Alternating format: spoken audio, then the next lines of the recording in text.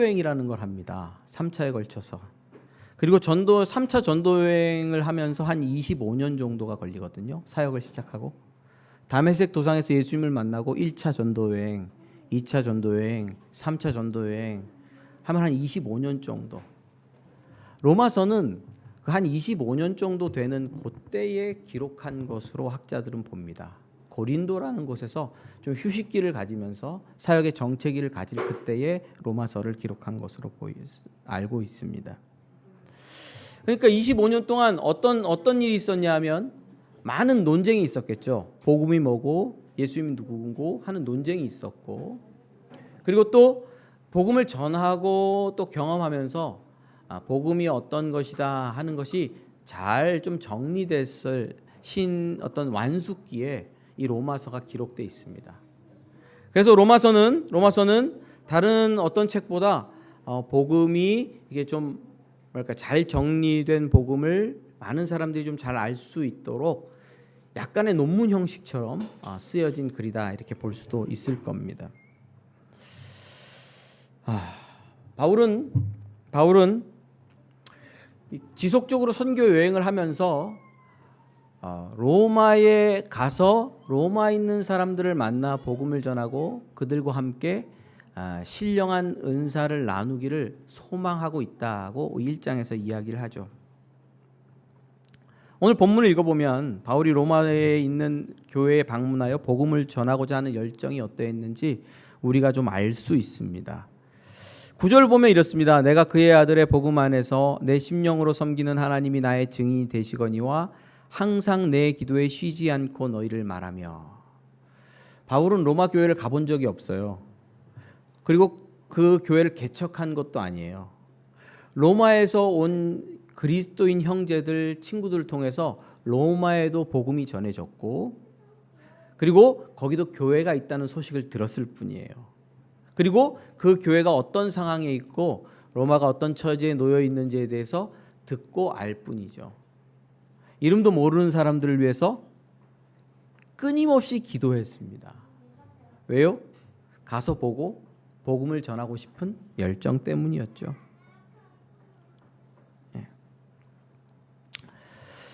또 보시겠습니다. 또 보시면요, 바울은 15절에 그러므로 나는 할 수 있는 대로 로마에 있는 너희에게도 복음을 전하길 원한다 이렇게 말하거든요. 할 수 있는 대로라는 말은 무슨 뜻이죠? 노력하고 있다는 거예요.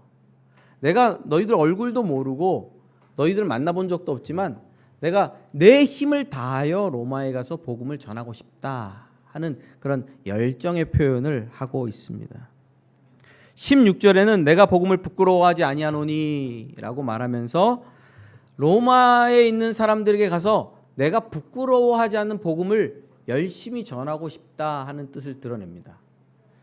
자, 로마는 어떤 도시였습니까? 팍스 로마.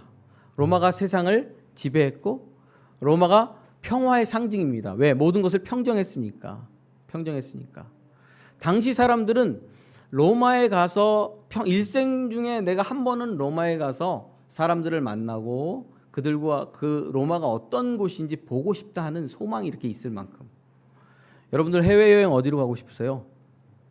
동남아? 전 동남아 말고 더 좋은 선진국, 잘 나가는 나라, 그런 데 가보고 싶어요.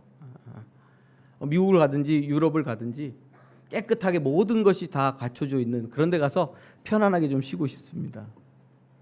당시 사람들이 선호하는, 일생에 한번 나는 로마 한번 가서 봤으면 좋겠다 하는 소망을 가질 정도로 로마는 그런 선망의 대상인 곳이었죠. 힘과 정치와 모든 곳의 중심이었죠. 자, 그런데 가서 바울이 이런 얘기를 하는 거예요. 나는 유대라는 땅에서 온 사람인데 예수 그리스도를 전하는 사람이다. 예수는 하나님의 아들이고 그가 십자가에서 죽었다 부활했다. 이런 얘기를 하면 어떤 취급을 받을까요? 미친놈 취급을 받죠. 그래서 부끄러운 마음이 당연히 들 수도 있는 겁니다. 야탐역에서 예수 믿으세요 띠띠고 전하면요, 저 사람은 광신자구나, 미쳤구나. 그리스도인들도 이렇게 생각하죠. 저 사람은 이단인가 보다. 여러분 예수 믿으세요라고 전하는데 왜 이단이라고 생각하죠? 왜 꺼리끼죠? 복음 자체에 대한 부끄러워하는 마음이 있기 때문입니다. 과학주의 시대 가운데 이성을 중시하는 사고방식을 가지고 살아가는 우리 가운데 예수님은 죽었다가 살아났고 부활하셨다고 전하면 사람들이 무시하죠. 미친 사람들이라고. 믿지 못할 것을 믿는다고. 그러니까 복음은 부끄러운 거죠. 여러분들도 부끄러워할걸요? 복음 부끄러워하지 않으세요? 부끄러워하실 거예요. 근데 바울은 말합니다. 부끄러워하지 않는다. 로마에 가서도 나는 너에게 복음을 전하고 싶다. 이렇게 말하고 있습니다. 여러분 글을 읽어보면요. 글은 어떤 단순한 정보 전달을 위해서만 쓰였을 뿐만 아니라 글 쓴 사람의 감정, 글 쓴 사람의 느낌, 글 쓴 사람의 어떤 열정 이런 것들이 전달되잖아요. 로마서를 쓴 바울은 자기의 서신을 통해서 로마 교회를 향한 또 복음을 향한 열정과 그의 강력한 갈망과 소망을 여기 기록하고 있어요. 그래서 로마서를 읽고 묵상하면 복음이 무엇인지 또 하나님의 나라가 무엇인지 하나님의 능력이 어떠한지 라는 것을 우리가 알 뿐만 아니라 바울 안에 있는 하나님과 하나님 나라와 그의 복음과 또 로마 교회를 향한 열정과 열심이 어떠한지를 전달받을 수 있는 거죠. 여러분 부디 로마서를 읽는 가운데 여러분들 안에 이런 바울의 열정과 바울의 능력들도 같이 바울의 열심들도 전달받는 계기가 되었으면 좋겠습니다. 이 본문을 읽으면서 저는 오늘 8절부터 15, 17절까지 쭉 본문을 읽어가면서 집중하고 싶은 말씀이 있었어요. 15절 말씀입니다. 15절 띄워주실 수 있으십니까? 제가 읽겠습니다. 다 같이 읽을까요? 읽겠습니다. 시작. 그러므로 나는 할 수 있는 대로 로마에 있는 너희에게도 복음을 전하기 원하노라. 할 수 있는 대로 복음을 전하기를 원한다. 로마 교회는 바울이 세운 교회는 아닙니다. 어떻게 세워졌냐고 추측을 하냐 하면요. 오순절 당시에 디아스포라 유대인들이 예루살렘에 있었잖아요. 그때 베드로의 설교를 통해서 성령 충만한 가운데 예수 믿은 사람들 중에는 로마에서 온 디아스포라 유대인들도 있었습니다. 그래서 그들 때문에 거기 예루살렘에서 예수를 믿고 로마로 돌아간 그분들 때문에 로마에서 복음이 번성케 됐고 로마 교회가 생겨난 것으로 학자들은 보는 분들도 있고요. 또 베드로가 로마를 방문한 것으로 보여집니다. 바울은 로마를 방문하지 못했지만 아직 베드로는 먼저 로마를 방문해서 로마에 있던 교회와 교류를 갖고 또 거기서 복음을 전함으로 로마 교회가 성장해 간 것으로 그렇게 학자들은 보고 있습니다. 아무튼 이 로마에 있는 교회가 있었고 바울은 지금 편지를 쓰면서 나는 로마에 있는 너희들을 보고 너희에게도 복음을 전하기를 원한다 이렇게 말하고 있습니다. 나는 할 수 있는 대로 로마에 있는 너희에게도 복음 전하기를 원하노라. 여기서 이런 질문이 들더라고요. 예전부터 제가 가졌던 질문이에요. 아니 이미 복음을 듣고 구원받은 로마 교회에게 왜 또 복음을 전해야 되겠다라고 생각하는 걸까? 이미 이 사람들은 예수님을 아는 사람들이고 예수님을 믿은 사람들인데 왜 또 복음이 필요할까? 이런 질문을 하실 수도 있잖아요. 복음은 누구에게 전해야 됩니까? 믿지 않는 사람들에게. 이게 우리가 가진 고정관념이죠. 믿지 않는 사람들에게 복음을 전해야 되고 우리는 그럼 뭐가 필요합니까? 믿는 교회는. 윤리 도덕이 필요하다 이렇게 생각할 수 있죠. 헌신하는 법, 윤리 도덕적으로 잘 사는 법만 배우면 되지 복음은 필요 없지 않냐 이렇게 생각하실 수도 있죠. 그런데 여러분 이렇게 생각하고 있다면 저와 같이 이렇게 생각하고 있었다면 여러분들은 구원이라는 것에 대해서 너무 폭을 좁게 생각하고 있는 겁니다. 구원에 대해서 좁게 생각하고 있기 때문에 이런 질문들을 가지게 되는 거죠. 구원은 뭔지 한번 좀 살펴보겠습니다. 구원은 우리가 먼저 생각할 때 예수 믿고 구원 얻는다. 예수 안 믿는 사람이 있죠. 죄 때문에 하나님의 심판과 진노를 받아서 지옥에 갈 수밖에 없죠. 그런데 예수님 믿으세요. 예수님께서 십자가에서 죽으셨고 우리 죄를 대속케 하셨습니다. 그분이 부활하신 왕이십니다. 그 사람이 믿었어요. 그러면 죄사함 받고 영생을 얻죠. 여기까지를 구원이라고 우리는 생각을 합니다. 보통. 여러분들도 구원 받으셨습니까? 이 구원의 경험이 있으십니까? 우리는 모두 그리스도인이라면 이 구원을 받은 겁니다. 그런데 구원은 과거에 내가 예수님을 믿음으로 말미암아 죄사함 받은 구원뿐만 아니라 현재 오늘 우리가 받는 구원이 있습니다. 그리고 또 미래에 받을 구원이 있습니다. 구원을 몇 가지로 나눠 볼 수 있냐면 과거의 구원과 현재의 구원과 미래의 구원으로 나누어 볼 수 있습니다. 그런데 성경은 구원이란 말을 쓸 때 과거에 매이지 않고 현재 구원한다. 그리스도인의 삶의 현재를 구원해 준다 할 때 구원이란 용어를 훨씬 더 많이 사용합니다. 자, 우리는 구원 받았습니다. 그렇죠? 그러나 오늘도 여전히 구원을 받고 있습니다. 예수 그리스도께서 지속적으로 우리와 함께 하세요. 믿으십니까? 지속적으로 함께 하셔서 헛된 죄를 떠나게 하시고 지속적으로 생명을 공급해 주셔서 열매 맺게 하시고 뿐만 아니라 환난과 핍박과 고난이 닥쳐오는 속에서 우리를 건져주시는 일을 지속적으로 하고 계시죠. 그리고 또 우리는 구원받을 겁니다. 예수 그리스도께서 부활하셔서 새로운 육체를 가진 것처럼 마지막 날에 우리는 부활의 새 육체를 갖게 되는 영생의 구원을 얻게 될 것입니다. 과거 죄에서 용서받고 그리스도인이 되는 구원뿐만 아니라 매일매일 삶 속에 그가 간섭하셔서 우리를 붙드시고 죄를 이기게 하시고 열매 맺게 하시고 환난과 고난과 핍박을 이기게 하시는 구원을 이루어 가실 뿐만 아니라 우리 몸의 부활을 주는 마지막에 사망 권세를 이기고 몸의 부활을 얻게 되는 이런 구원도 얻게 될 것입니다. 시간으로 나눠보면 몇 가지 구원이 있겠어요? 다 한 가지지만 세 가지, 과거, 현재, 미래 구원으로 나누어 볼 수 있겠죠. 그러면 현재 구원은 어떻게 옵니까? 막 기도만 하면 옵니까? 막 기도만 해 1시간 2시간씩 기도만 하면 구원이 옵니까? 바울은 그렇게 말하고 있지 않습니다. 내가 이미 구원받은 로마 교회에 가서 그들에게도 복음을 전하기를 원하노라. 왜?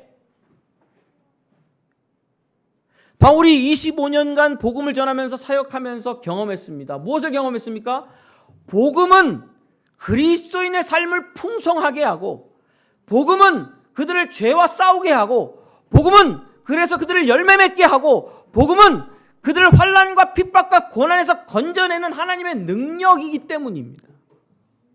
그래서 그 복음을 가서 전하기를 열망하고 소망하고 있는 줄 믿으시길 바랍니다.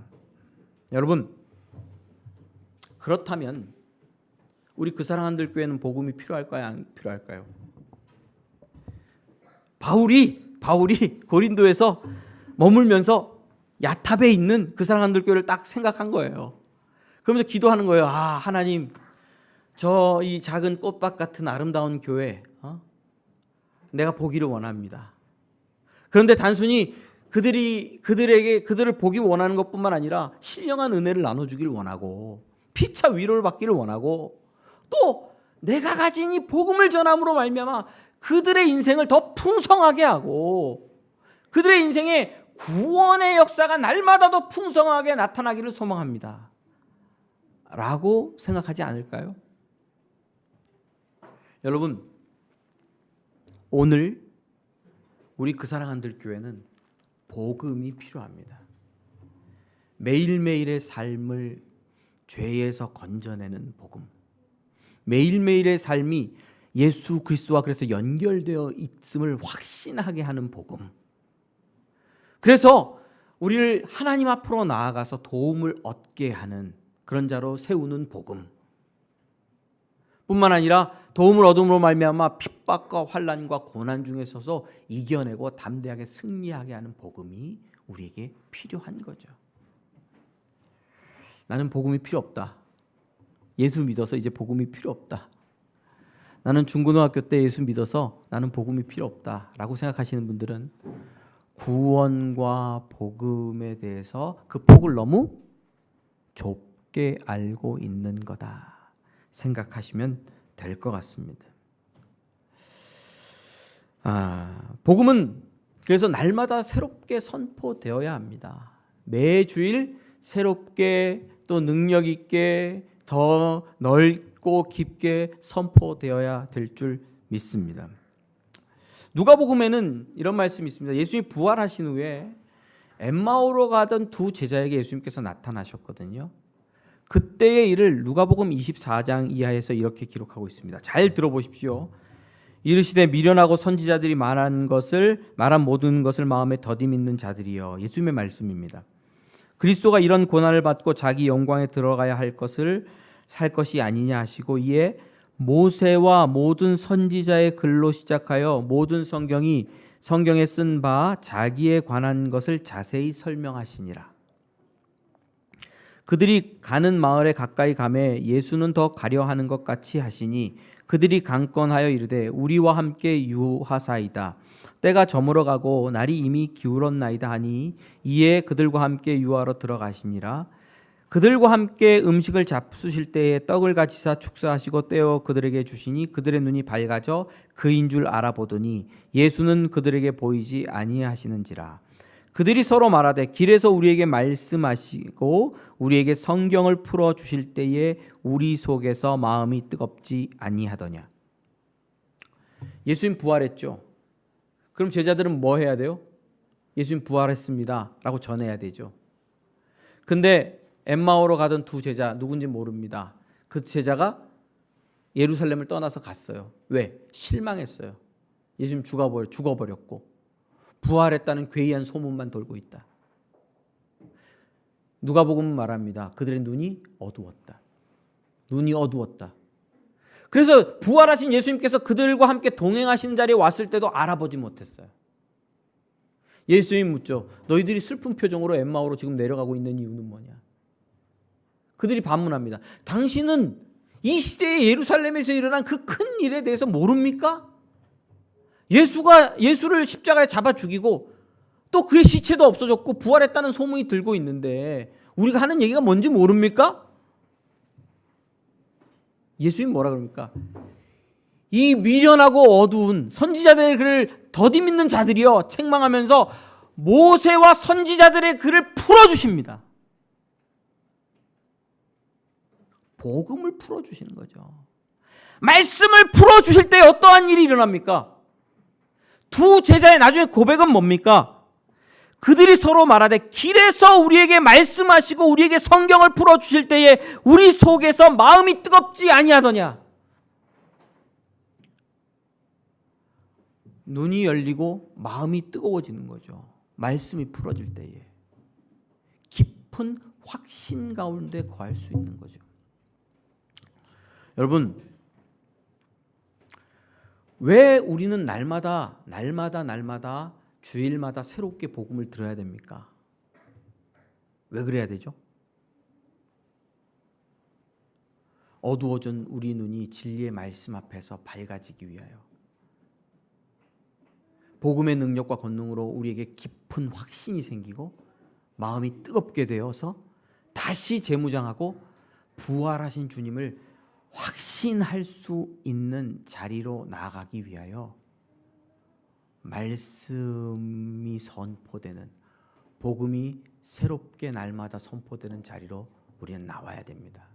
그 말씀을 사모해야 될 줄 믿습니다. 그럴 때 예수님께서 부활하셨다는 소식만 들었던 자들이 그 예수님의 부활을 경험하고 확신할 수 있게 되는 거죠. 삶 속에서.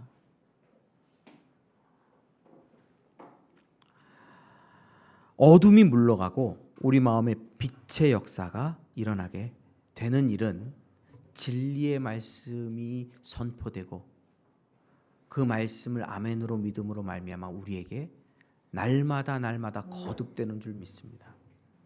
이렇게 확신을 주시는 일이 구원의 한 가지 요소다라고 말할 수 있습니다. 매일매일 우리 삶에 주시는 구원이죠. 또 우리는 그리스도인이지만 날마다 죄의 유혹에 시달립니다. 아닙니까? 공격을 받죠. 마귀의 공격을 받죠. 또 세속주의 물결이 범람하고 있잖아요. 숨막히는 상황에 놓여 있어요. 이런 때에 교회를 향한 복음이 지속적으로 선포되어야 됩니다.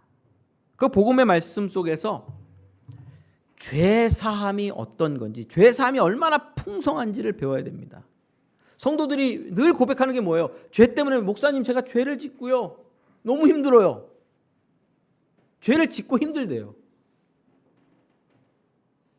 죄를 짓고 힘들대요. 그래서 여차하면 뭐예요? 교회 떠날 판이에요. 복음이 새롭게 날마다 선포되어야 되죠. 우리의 과거와 현재와 미래의 모든 죄를 대속하는 능력이 어디에 있습니까? 십자가죠. 십자가는 과거에 있는 죄를 용서해 줬으니까 너네는 이제 내 뜻대로 살아라. 네 힘으로 살아라. 네 능력으로 죄를 이겨내라. 못 이겨내면 이제 기회는 없다. 이런 게 아니에요. 우린 보통 은혜를 내가 이렇게 받고도, 하나님의 사랑을 이렇게 받고도 또 죄를 지었네. 그러면서 하나님께서 나를 안 받아주실 것 같잖아요. 그건 내 생각이죠. 내가 자녀들에게 그렇게 합니다. 내가 후배들에게 그렇게 하죠. 직장에서 그렇게 하죠. 내가 이렇게 기회를 줬는데 너는 아직도 그대로냐? 아직도 그대로냐? 매년 그대로냐? 너 이제 더 기회 없어. 끝이야. 그건 우리 인간의 논리죠. 사람의 교사들은 그렇게 하죠. 너 이렇게 내가 몇 번 가르쳐줬는데 몰라? 그렇게 수학을 가르쳐줘도 몰라? 그렇게 영어를 가르쳐줘도 몰라? 기회 없어. 이제 끝이야. 그게 세상이죠. 하나님을 세상처럼 생각하지 마십시오. 십자가를 그렇게 생각합니다. 그냥 나 구원 받았어. 예수 믿었어. 은혜를 받았어. 근데 또 지었네. 아유, 나 이제 기회가 없을 것 같아. 그건 내 마음이죠. 지속적으로 선포되는 복음은 그렇게 얘기를 하지 않습니다. 그리고 복음이 선포됨으로 말미암아 십자가의 넓이와 십자가의 은혜, 하나님의 사랑의 넓이와 깊이와 크기와 높이와 그것이 어떠함을 알면 그 십자가의 능력이 내 과거의 죄뿐만 아니라 현재의 죄, 미래의 모든 죄까지 대속하는 그만큼 큰 영향력이 있는 거라는 사실을 깨닫죠. 그래서 죄의 문제, 정죄감으로부터 나와서 죄와 싸우고 죄를 향해 승리의 길을 갈 수 있도록 이끄는 역할을 하겠죠.